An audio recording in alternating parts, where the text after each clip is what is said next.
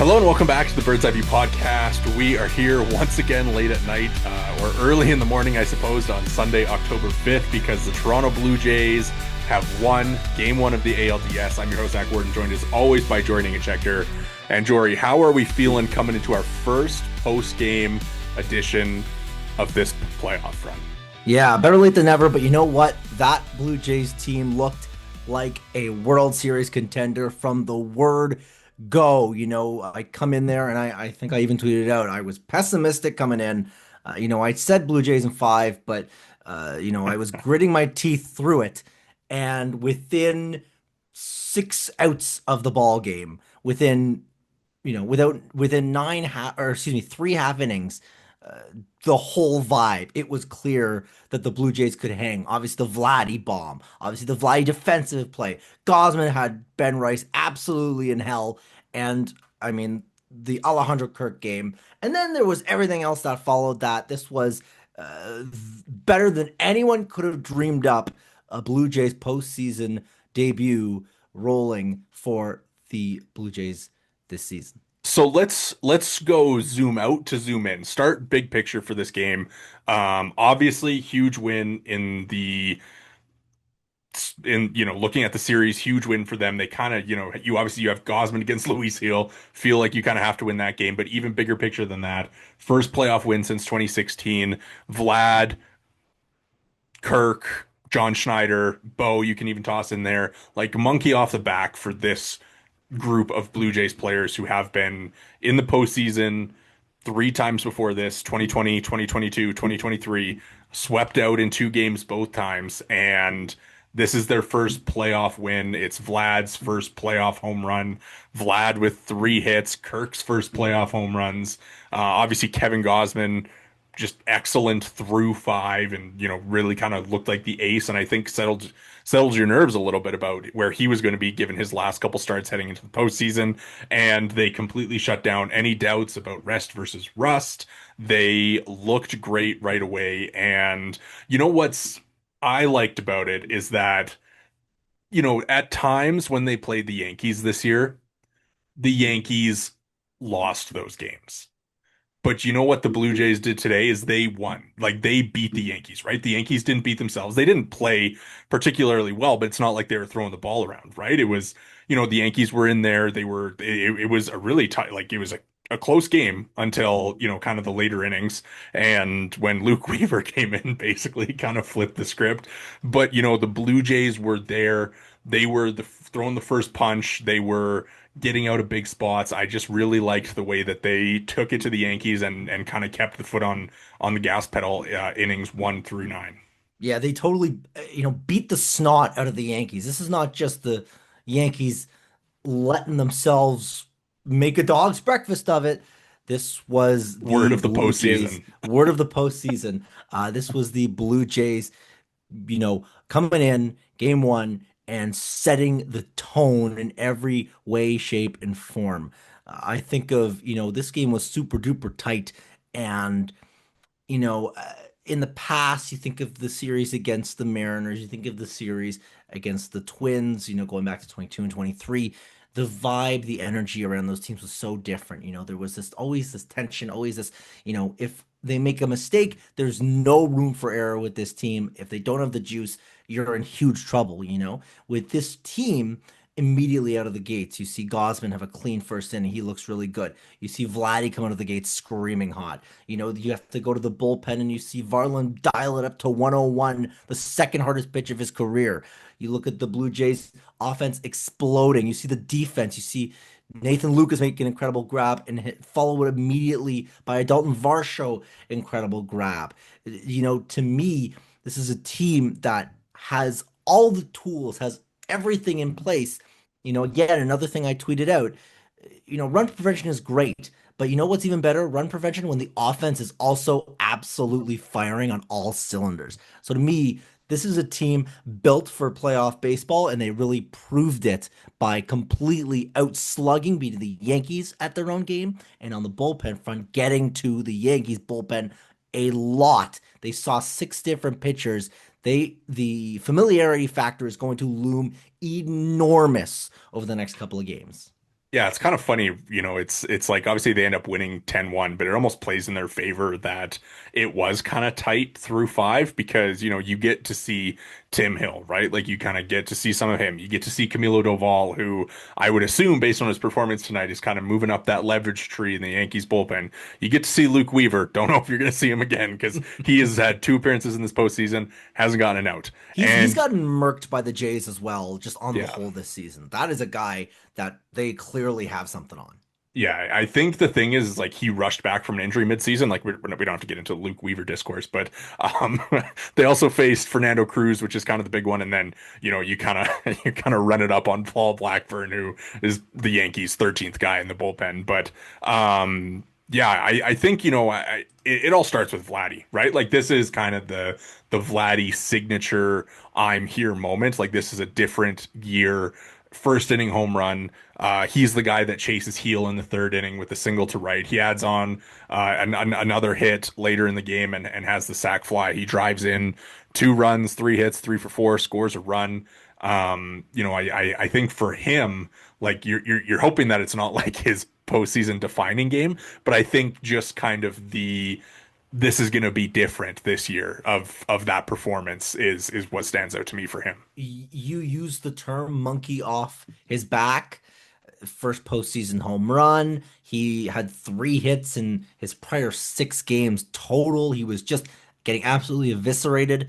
But the way that he is historically beaten up on the New York Yankees and the way that, we're seeing MVP Vladdy in the playoffs. We hadn't seen MVP Vladdy in the playoffs. We'd seen 2021 Vladdy who missed the postseason. Then we saw Vladdy on the decline, you know, make the postseason and be Vladdy on the decline. Then we saw Vladdy on the even further decline in the postseason. Then, of course, we get MVP Vladdy again last year, doesn't make the postseason. This year, it was somewhere in the middle again, but for large parts of the season, this was one of the league's top hitters.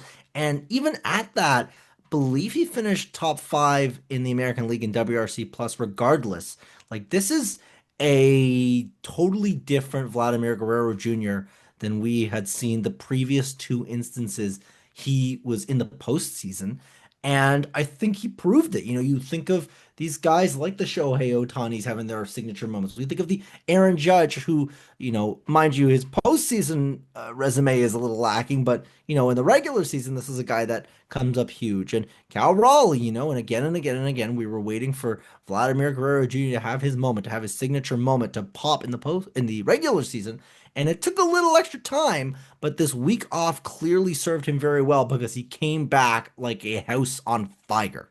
Yeah, guy who limped to the finish line a little bit, right? Everybody's screaming for Vlad to step up in September, and I mean, obviously dealing with something, right? He goes out in that Pirate series with a hamstring issue, probably similar thing, comes back a little bit sooner than he need, or not sooner than he needed to, but like sooner than he should have.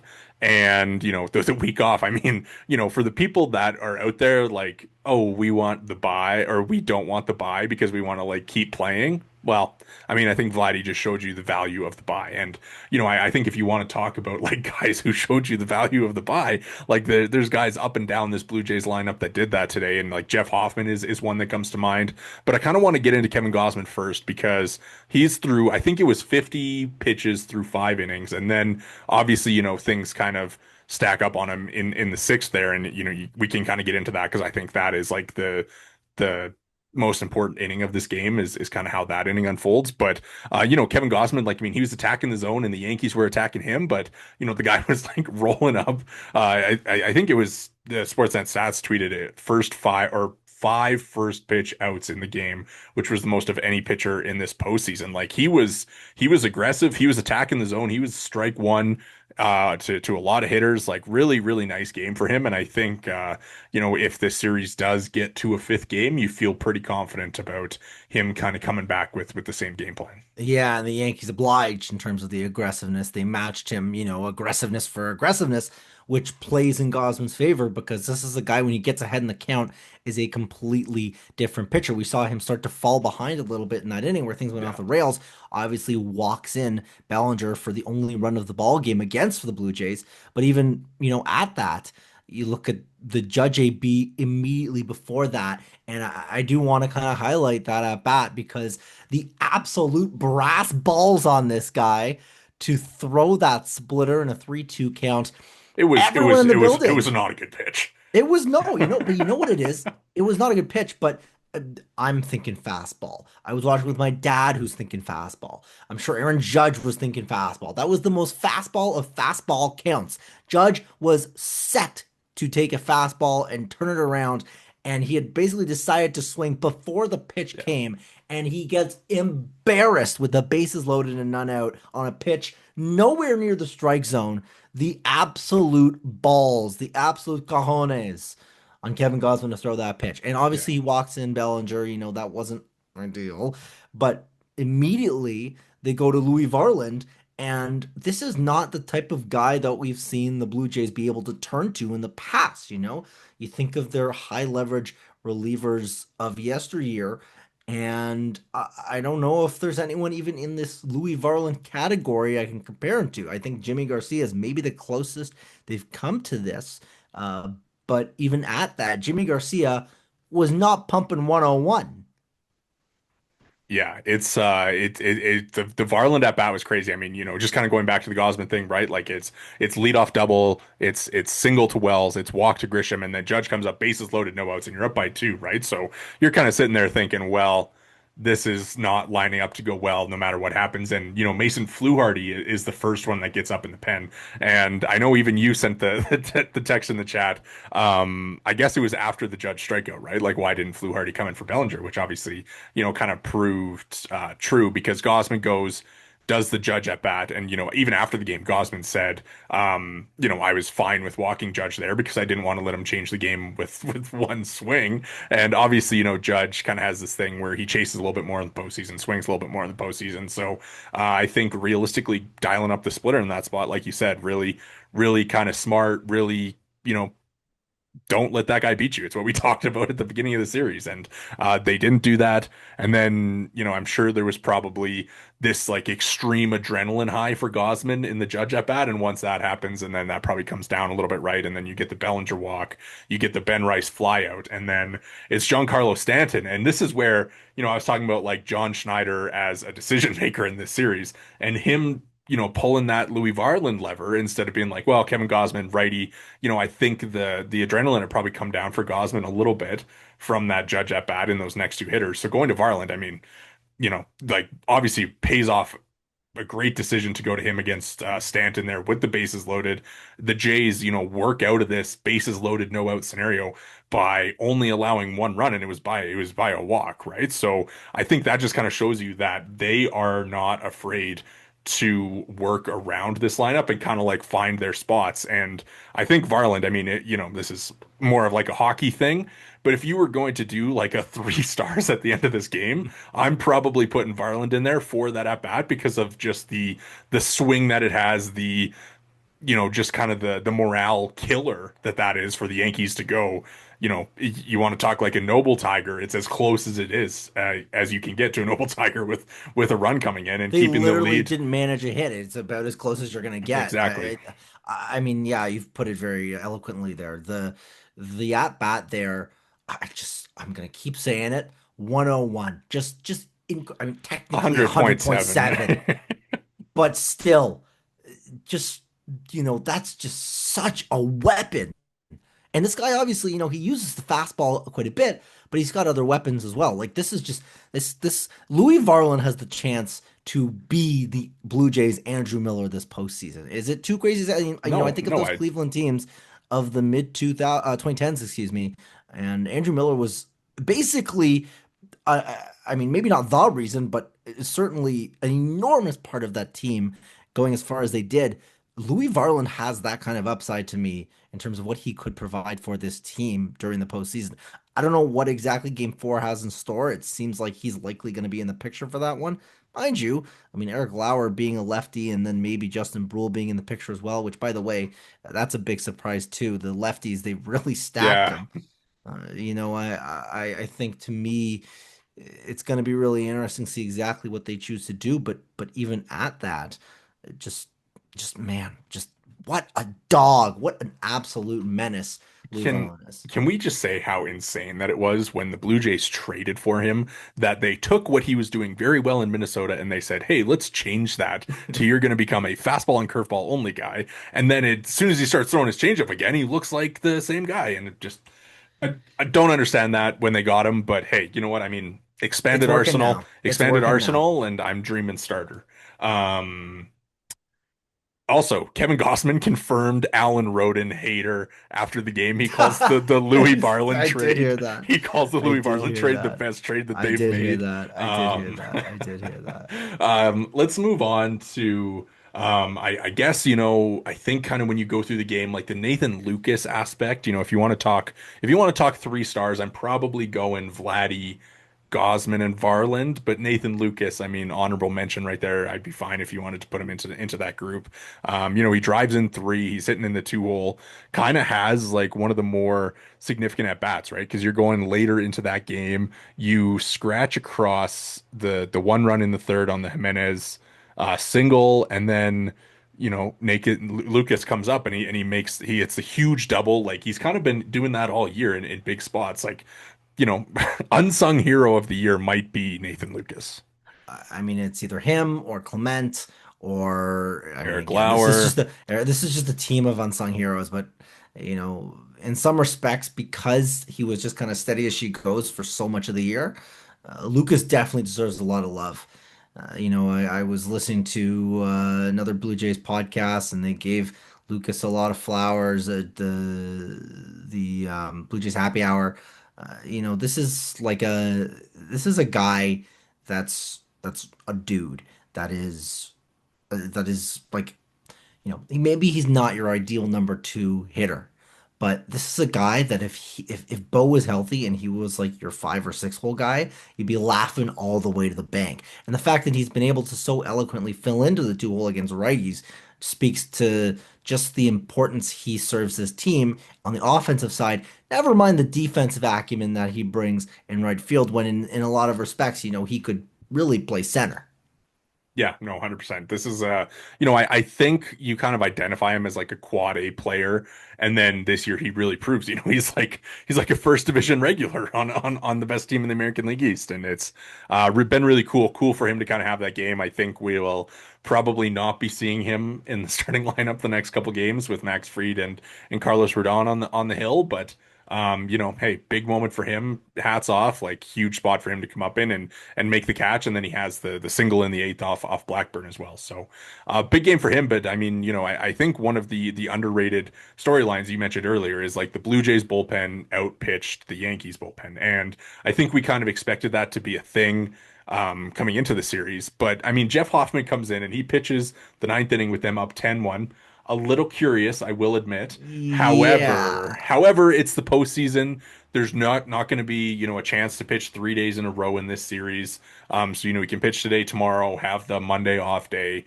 But for a guy who had by the end of the year almost abandoned his fastball because he was throwing 93, 94, for him to come out and go 13 out of 17 pitches fastball, averaging 96.3 with the pitch, getting it up over 97. I mean, I don't think you could have asked for anything more from him in this game. Yeah, a lot of good signs from him. Do you read into this being a mop-up spot though? Well, they had him up when it was like 4-1, so kind of the safe situation. I wonder if it was just like we got him up, we want to get him into the series a little bit. I mean, in a way, you don't really want to like do that with your relievers in a playoff series. But at least, it was Stanton, it was Jazz, it was Caballero, it was Volpe. So it's not like it was Judge. It's not the Stanton one. Obviously, I'm okay with it, but still a little curious. At least I don't think that they're moving away from him as the closer, but I think that it was an interesting decision. Yeah, I think perplexing, but not necessarily in the most derogatory use of the term. That's probably how I would say the Hoffman stuff. But touching 97 is so pivotal, so critical for this guy. For him to do that, um, just another weapon to add to the bullpen. Really turns him from a guy that you don't know if you can trust to immediately one of the more elite arms in your bullpen. Yeah, 100%. If he looks anything like the guy that he was in April, then this Blue Jays bullpen gets a heck of a lot more intimidating. All right, let's look ahead. Unless you have anything else on the game, obviously, I think the bullpen was great. Kirk obviously hits another two homers. The Santander swings, I think, pretty encouraging. He had the one like rip down the line off the wall. You keep on tweeting out Anthony Santander. Now would be a great time to earn the entirety of your 92 and whatever $1 million. And I think this is maybe the first time where he got a hit right after you tweeted that. So we're getting there. Keep tweeting it out. He'll come through with a big one eventually. Um, but yeah, I mean, anything else from you? Kind of anybody else that we didn't kind of dive in on? I think that you've pretty much covered most of it. I mean, like really, it's 1 through 9. Everyone really contributed. Andres Gimenez had a big game as well. He had a couple big knocks. Just the way that the Jays have operated this year, it's been 1 through 9 and really 1 through 13. And even though they didn't really dip too deep into the bench, even Miles Straw had a couple of big knocks, even when it was late. And Isaiah kind of Falefa got into the game late. I don't think he really did anything, but that's not really important. This is a team that goes really deep and can go toe to toe with anybody on the offensive side because they're able to so delicately place guys where they need to and the versatility and the platooning. So to me, I think just 1 through 9, A pluses across the board. Let's do it again Sunday. So tomorrow, Trey Savage against Max Fried. I would say the Yankees must win that game if they want to win the series. The Blue Jays, obviously, they announced today that Savage will get the ball for the game, and they pushed Shane Bieber to game three. We kind of already talked about that in the postseason preview, the series preview. Kind of the pros and cons of doing that. I think obviously, Savage so unique. Yankees haven't seen him, but I mean, what a spot for him to be going up against a Cy Young candidate in game two with, probably as close to a desperate Yankees lineup as you're going to see. Yeah, I'm gonna see if I can find the stats here, but I really think the thing to me that really kind of is interesting is his splits.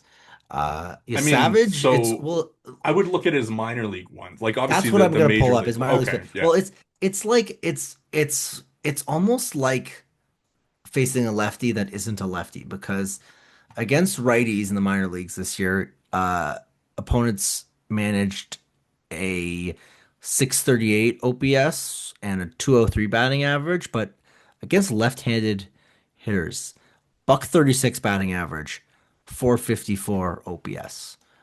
This Yeah. is almost like facing a lefty for the Yankees. The problem for the Yankees, and you sent this to me, is that Jazz and Rice and Bellinger and I mean help me out here Wells and I mean I'm sure I'm forgetting others Grisham. and Grisham. It's all lefties. I wonder if the Yankees stacked the righties, which you said that the Rays did the second time that they saw you Savage. But if the Yankees stack righties, you're looking at Ryan McMahon won't be in the lineup. It'll be Caballero in the lineup. And you're looking at, I mean, Rice will be out of the lineup for gosh, Goldschmidt. Goldschmidt, right? And how good is Goldschmidt going to be against Trey Savage? I mean, who knows? But he certainly isn't going to hit righties the way he hits lefties, even with Savage's reverse splits. So there's something to that. It's going to be super duper interesting to see exactly how the Yankees choose to deploy their lineup and how they choose to try to attack Trey Savage because he's said it himself. He said he's built for this moment. We'll see Yeah. if he actually is because if he comes in and shoves. Oh man, this could get really fun really fast for this Blue Jays team. If you want like the major league split, it's a 31% K rate against lefties, an 18% K rate against righties, a 161 average against lefties, and a 333 average against righties. So, I So mean, more but extreme, a lot of noise, but still. yeah, like it's totally there. It's a real thing, like the way that he pitches, right? Because everything moves arm side. All of his pitches moves arm side. And this is the big thing that everybody's been talking about is Yankees haven't been able to see him. Yankees won't be able to have their traject machine and take fake BP off of mechanical Trey Savage and see kind of the way his pitches move. So I think, Are the Yankees going to go with their game one lineup like they did against Crochet, where it was Goldschmidt, Caballero, and Rosario over Rice, McMahon, and Chisholm? Like I think the Jazz thing, we're probably going to see Jazz in there, but it wouldn't surprise me if you're going to see, Caballero at third instead of McMahon, and then, Ben Rice looks so bad today against Gausman He that got completely eaten alive. And Gausman has those same splits. I was looking. I actually didn't know yeah. this, but this year he's better against lefties. So maybe a similar thing where, they're scared of Rice against a guy who's got these reverse splits. Like we said, Gausman had Ben Rice in absolute hell. And I'd imagine that, the way that you Savage faced a guy like Brandon Lau, who in a lot of respects has a lot of similarities to Ben Rice in terms of the way that his swing path and the way he looks in the box and so forth. It just to me, you're licking your chops here a little bit. Yeah, I think also, I mean it's a tough situation for Boone, right? I think very clearly Jazz, Rice, and McMahon are probably the better players. McMahon maybe not quite as much as or better players than Goldschmidt, Caballero, and Rosario, but they kind of do have those splits themselves. So which way is he going to go?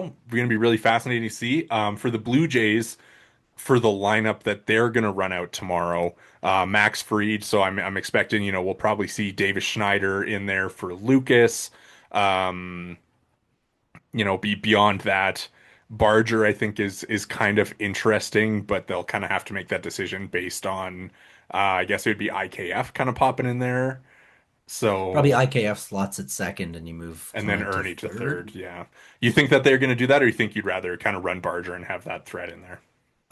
I think that I do actually think that it would be wise to go to Clement at third and IKF because I think you can pull the trigger because the Yankees out of the pen, it's just Tim Hill. Yeah. So you could really, if you need to pull the trigger and freeze out of the game, you can do it like this. And it's not like Barger is incapable as a defender at third, right? Obviously, IKF is a stronger defender at second, but we're talking, in terms of the power rankings there, Clement is the superior defender to all of them. There's going to be opportunities to me, I think, where you'll be able to very delicately kind of work around this. And I think that IKF probably provides just ever so slightly more value against left-handed pitching than a guy like a You Barger. You Well, you you would you would be surprised. I have the splits pulled up right now. Real quickly, guess IKF's WRC plus against lefties and Bargers. I would hope that IKF is better. Is it He is really? not, no. Really? IKF's WRC plus against lefties is 46 this year, and Bargers is 69. Okay, but hold on. Lifetime. Then let's go lifetime for IKF over the last couple of years. Let's Sure. if we can maybe go lifetime or maybe over the past 3 years or 2 years or whatever it is. Surely this is more of a blip for IKF because I imagine in a small sample size he's had his troubles, but I'm sure for his career his numbers against lefties and a bit of a larger sample are at least adequate. IKF's career WRC plus against lefties is 78. Hmm. Maybe you do go Barger. I think I Maybe would you go do. Barger. Maybe you Just the do. little bit of power threat there. Um, I also think here's the thing too that I'll add this is like IKF like kind of has the strength of like hitting straight pitches, the little bit of the harder fastball, and Barger is pretty good at like hitting The bendy the stuff. dropping ones, right? And Freed's gonna be coming in with the curveball, so maybe kind of like that. But that'll all kind of play out tomorrow, and Maybe you we'll see just how it knock him a goes. couple spots down the Yeah, line, I mean, like if you go say Springer, Schneider, if you want to put Schneider in the two hole, sure. Springer, Schneider, basically the same lineup they run out today, except for you just kind of move Barger down a little bit, and maybe put him below Varsho or however you want to structure it. But Yeah. I Or think maybe overall, maybe what you do is you keep those two separated because you want to protect obviously so that yeah, they for can't sure. stack the lefties and maybe Barger hits like eighth or ninth or something, and that's a real interesting spot to have him because you can turn the lineup over, right? I don't know. A lot of machinations, a lot of opportunities, I think. Yes. It's gonna be fun, man. It's gonna be fun. This is obviously post season, post game pod number one of this year. Last time they were in the postseason, we only got two of these. Now we're guaranteed to well, I guess we're guaranteed to We're get guaranteed at least at three. least seven now. because either they win this series in three and then win the next series in four and we're done, or they, or I guess not at least seven, but you know what I'm saying. Anyways, at least four at this point. We're guaranteed at least four. Yes. This was fun though. No, we're guaranteed. Appreciate. It's only. Oh yeah, no, because Yes, you yes. know what? Let's not get into it. And not a math guy. Never have You been. can tell that it's like 3 a.m. in the morning. Um, yeah, this was great. Obviously, big win. Really important one tomorrow, though. I think game two, we kind of identified it as like the most important game of the series early on. I don't think, I don't think I would go as far to say like whoever wins it wins the series, but if the Blue Jays win it, you feel pretty good about them taking the series. So Trey against Max, and yeah, it's gonna be fun one. You got any last thoughts before we run? Bring it. This is going to be a very fun Sunday. All right. Well, that is going to do it for us here tonight at the Bird's Eye View podcast. Make sure to hit the subscribe and like buttons if you're watching on YouTube. You can find us there at the Bird's Eye View pod. If you're listening along on the audio provider of your choice, make sure to drop a follow and review. You can follow us all on Twitter. I am at Worden_Zach. Jori is at Jori Negin-Shecter. And the pod is at BEB_pod. Thank you so much for listening and enjoy game two.